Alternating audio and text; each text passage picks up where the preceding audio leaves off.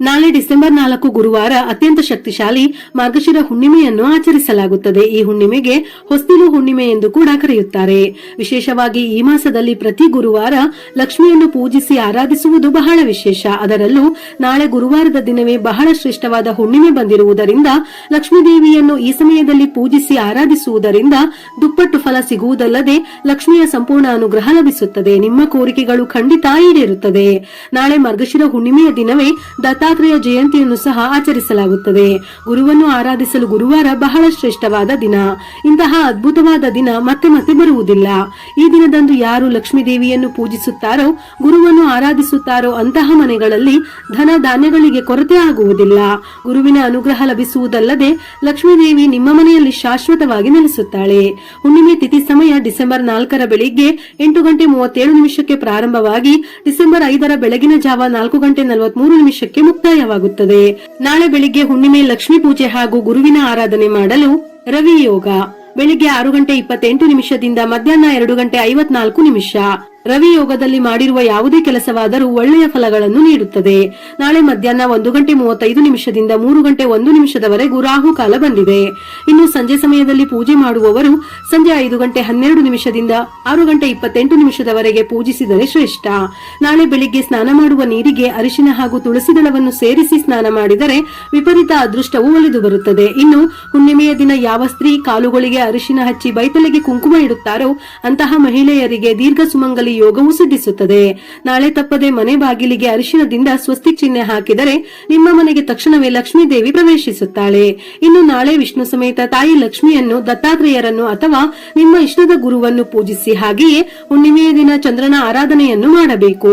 ಮುಖ್ಯ ದ್ವಾರದ ಮೂಲಕವೇ ಶುಭ ಅಶುಭಗಳೆರಡೂ ಪ್ರವೇಶಿಸುತ್ತವೆ. ಹಾಗಾಗಿ ಹೊಸ್ತಿಲು ಹುಣ್ಣಿಮೆಯ ದಿನ ವಿಶೇಷವಾಗಿ ಹೊಸ್ತಿಲ ಪೂಜೆಯನ್ನು ಮಾಡಿದರೆ ನಕಾರಾತ್ಮಕ ಶಕ್ತಿಗಳು ಪ್ರವೇಶಿಸುವುದಿಲ್ಲ. ತಾಯಿ ಲಕ್ಷ್ಮಿಯ ಆಶೀರ್ವಾದ ಪ್ರಾಪ್ತಿಯಾಗುತ್ತದೆ. ಹೊಸ್ತಿಲಿನಲ್ಲಿ ಶ್ರೀ ಮಹಾಲಕ್ಷ್ಮಿ ನೆಲೆಸಿರುತ್ತಾಳೆ ಎನ್ನುವ ಪ್ರತೀತಿ. ಹಾಗಾಗಿ ವಿಶೇಷವಾಗಿ ಹೊಸ್ತಿಲು ಹುಣ್ಣಿಮೆಯ ದಿನ ಶ್ರದ್ಧಾ ಭಕ್ತಿಯಿಂದ ಪೂಜಿಸಬೇಕು. ಬೆಳಿಗ್ಗೆ ಬ್ರಹ್ಮ ಮುಹೂರ್ತದಲ್ಲಿ ಎದ್ದು ಸ್ನಾನ ಮಾಡಿ ಹಳದಿ ಬಣ್ಣದ ವಸ್ತ್ರಗಳನ್ನು ಧರಿಸಿ ಪೂಜಿಸಿದರೆ ಒಳ್ಳೆಯದು. ದೇವರ ಮನೆಯನ್ನು ಶುದ್ಧ ಮಾಡಿ ಅಷ್ಟದಳ ಪದ್ಮರಂಗೋಲಿ ಹಾಕಿ ದೇವರಿಗೆ ದೀಪ ಹಚ್ಚಬೇಕು. ಒಮ್ಮೆ ಹೊಸ್ತಿಲು ಪಟ್ಟಿಯನ್ನು ನೀರಿನಿಂದ ಶುದ್ಧ ಮಾಡಿದ ನಂತರ ಅರಿಶಿನ ಮಹಾಲಕ್ಷ್ಮಿಗೆ ಪ್ರಿಯವಾಗಿರುವುದರಿಂದ ಅರಿಶಿನಕ್ಕೆ ಸ್ವಲ್ಪ ನೀರನ್ನು ಸೇರಿಸಿ ದಪ್ಪವಾದ ಲೇಪನವನ್ನು ತಯಾರಿಸಿ ಹೊಸ್ತಿಲಿನ ಕೆಳಗಡೆ ಪಟ್ಟಿಗೆ ಅರಿಶಿನದ ಲೇಪನವನ್ನು ಹಚ್ಚಬೇಕು. ಇಲ್ಲವೆಂದಾದರೆ ಅರಿಶಿನದ ಬದಲಿಗೆ ಗೋಮೂತ್ರವನ್ನು ಹಚ್ಚಬಹುದು. ಹೊಸ್ತಿಲ ಮಧ್ಯದಲ್ಲಿ ಚಿಕ್ಕದಾಗಿ ಸ್ವಸ್ತಿಕ್ ರಂಗೋಲಿಯನ್ನು ಬಿಡಿಸಬೇಕು. ಯಾಕೆಂದರೆ ಪ್ರಥಮ ಪೂಜಿತನ ಆರಾಧನೆಯೊಂದಿಗೆ ಪ್ರತಿಯೊಂದು ಶುಭ ಕಾರ್ಯವು ಪ್ರಾರಂಭವಾಗುತ್ತದೆ. ಹಾಗಾಗಿ ವಿಘ್ನ ನಿವಾರಕನ ಆರಾಧನೆಗಾಗಿ ಸ್ವಸ್ತಿಕ್ ರಂಗೋಲಿಯನ್ನು ಹಾಕಿದರೆ ಶ್ರೇಷ್ಠ. ಹೊಸ್ತಿಲಿನ ಅಕ್ಕಪಕ್ಕದಲ್ಲಿ ಕುಬೇರ ರಂಗೋಲಿಯನ್ನು ಚಿಕ್ಕದಾಗಿ ಹಾಕಬೇಕು. ಹೊಸ್ತಿಲಿನ ಕೆಳಗಡೆ ಪಟ್ಟಿಗೂ 2 ಕಡೆ ಕಮಲದ ರಂಗೋಲಿ ಮತ್ತು ಲಕ್ಷ್ಮಿಯ ಪಾದದ ರಂಗೋಲಿಯನ್ನು ಹಾಕಬೇಕು. ರಂಗೋಲಿ ಪುಡಿ ಬದಲು ಅಕ್ಕಿ ಹಿಟ್ಟನ್ನು ಬಳಸಿದರೆ ತುಂಬಾ ಶ್ರೇಷ್ಠ.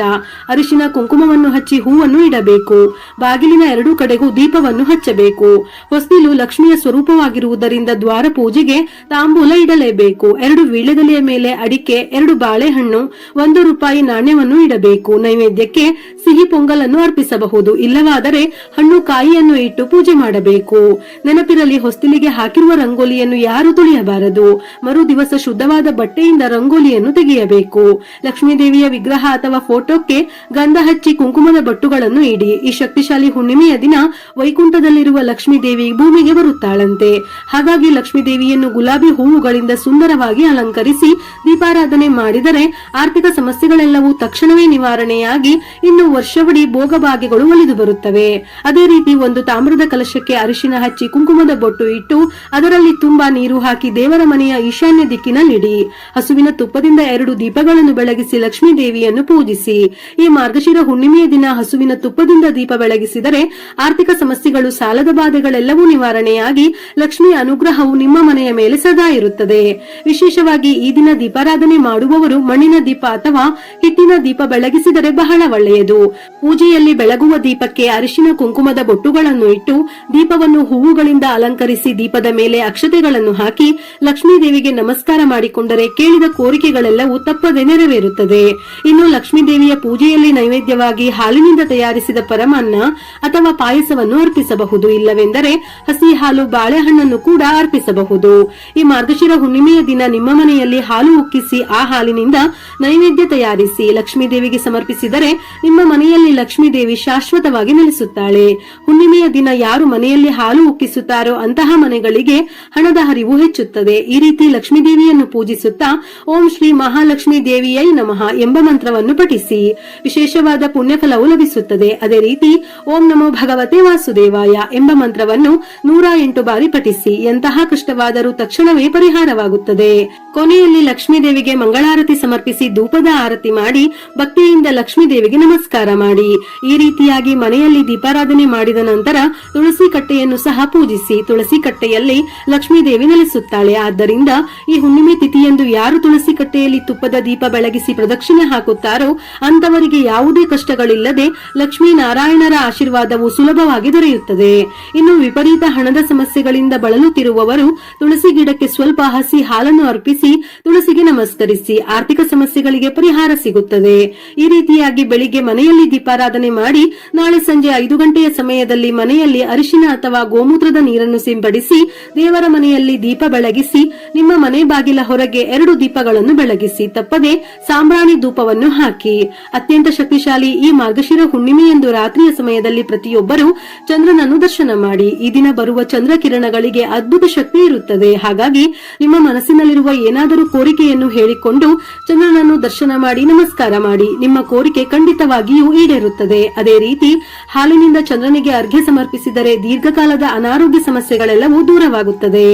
ಇನ್ನು ಲಕ್ಷ್ಮೀ ದೇವಿಗೆ ಅತ್ಯಂತ ಪ್ರಿಯವಾದವುಗಳಲ್ಲಿ ಕಲ್ಲು ಉಪ್ಪು ಸಹ ಒಂದು. ಆದ್ದರಿಂದ ಈ ಹುಣ್ಣಿಮೆಯ ದಿನ ಕಲ್ಲು ಉಪ್ಪನ್ನು ಖರೀದಿಸಿ ನಿಮ್ಮ ಮನೆಗೆ ತನ್ನಿ. ಈ ಉಪ್ಪಿನ ಜೊತೆಗೆ ಲಕ್ಷ್ಮೀ ದೇವಿ ಕೂಡ ನಿಮ್ಮ ಮನೆಗೆ ಪ್ರವೇಶಿಸುತ್ತಾಳೆ. ಇದರ ಜೊತೆಯಲ್ಲಿ ಅರಿಶಿನವನ್ನು ಖರೀದಿಸಿದರೆ ಅದೃಷ್ಟದ ಜೊತೆ ಮನೆಯ ಆದಾಯ ಹೆಚ್ಚುತ್ತದೆ. ಅತ್ಯಂತ ಮುಖ್ಯವಾಗಿ ಈ ಹುಣ್ಣಿಮೆಯ ದಿನ ಒಂದು ಕೆಂಪು ವಸ್ತ್ರದಲ್ಲಿ ಕಲ್ಲು ಉಪ್ಪನ್ನು ಗಂಟು ಕಟ್ಟಿ ನಿಮ್ಮ ಮನೆ ಬಾಗಿಲ ಹೊರಗೆ ತೂಗು ಹಾಕಿ. ಇದರಿಂದ ನಿಮ್ಮ ಮನೆಯಲ್ಲಿರುವ ನರದೃಷ್ಟಿ ದೋಷಗಳೆಲ್ಲವೂ ತಕ್ಷಣವೇ ನಿವಾರಣೆಯಾಗಿ ನಿಮ್ಮ ಕುಟುಂಬದಲ್ಲಿ ಸುಖ ಸಂತೋಷಗಳು ತುಂಬಿರುತ್ತವೆ. ಈ ಮಾರ್ಗಶಿರ ಹುಣ್ಣಿಮೆಯ ದಿನ ರಾತ್ರಿ ಸಮಯದಲ್ಲಿ ಮನೆ ಬಾಗಿಲಿಗೆ ಲಕ್ಷ್ಮೀ ದೇವಿ ಬರುತ್ತಾಳಂತೆ. ಆದ್ದರಿಂದ ರಾತ್ರಿ ಮಲಗುವ ಮೊದಲು ನಿಮ್ಮ ಮನೆಯ ಹೊರಗೆ ಚಪ್ಪಲಿಗಳು ಇಲ್ಲದಂತೆ ಎಚ್ಚರ ವಹಿಸಿ. ಅದೇ ರೀತಿ ಕಸ ಕಡ್ಡಿ ಇಲ್ಲದಂತೆ ನೋಡಿಕೊಳ್ಳಿ. ಮನೆ ಬಾಗಿಲಿನ ಮುಂದೆ ಸ್ವಚ್ಛವಾಗಿದ್ದರೆ ನಿಮ್ಮ ಮನೆಗೆ ತಕ್ಷಣವೇ ಲಕ್ಷ್ಮೀ ದೇವಿ ಅಡಿ ಇಡುತ್ತಾಳೆ. ಅದೇ ರೀತಿ ಈ ಹುಣ್ಣಿಮೆಯ ದಿನ ಅರಳಿ ಮರವನ್ನು ಪೂಜಿಸಿದರೆ ಕೋಟಿ ಜನ್ಮಗಳ ಪುಣ್ಯ ಫಲವು ಲಭಿಸುತ್ತದೆ.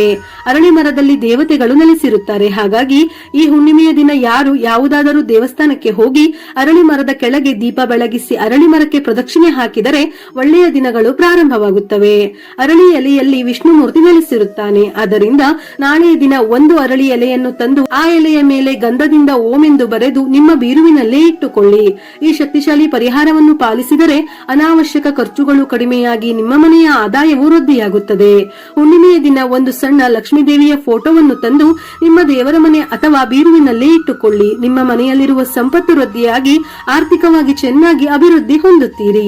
ಹಾಗೆಯೇ ಈ ಹುಣ್ಣಿಮೆಯ ದಿನದಂದು 2 ಅಶ್ವತ್ಥ ಎಲೆಗಳನ್ನು ನಿಮ್ಮ ಮನೆಗೆ ತಂದು ನಿಮ್ಮ ಮನೆಯ ಮುಖ್ಯದ್ವಾರದ ಬಾಗಿಲಿಗೆ ಕಟ್ಟಿ. ಇದರಿಂದ ಲಕ್ಷ್ಮೀ ದೇವಿ ಸಂತೃಪ್ತಳಾಗಿ ಮನೆಗೆ ಬಂದು ನೆಲೆಸುತ್ತಾಳೆ.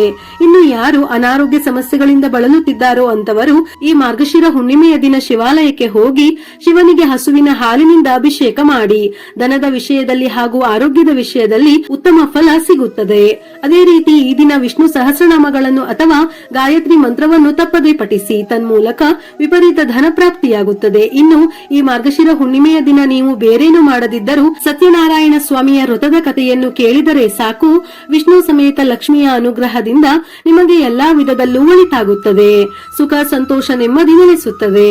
ವಿಡಿಯೋ ಇಷ್ಟ ಆಗಿದ್ದಲ್ಲಿ ಮರೆಯದೆ ಲೈಕ್ ಕೊಟ್ಟು ನಿಮ್ಮವರಿಗೆ ಶೇರ್ ಮಾಡಿ. ಇದೇ ರೀತಿಯ ಮನಮುಟ್ಟುವ ಉಪಯುಕ್ತ ಮಾಹಿತಿಗಳಿಗಾಗಿ ಮತ್ತೆ ಭೇಟಿಯಾಗೋಣ.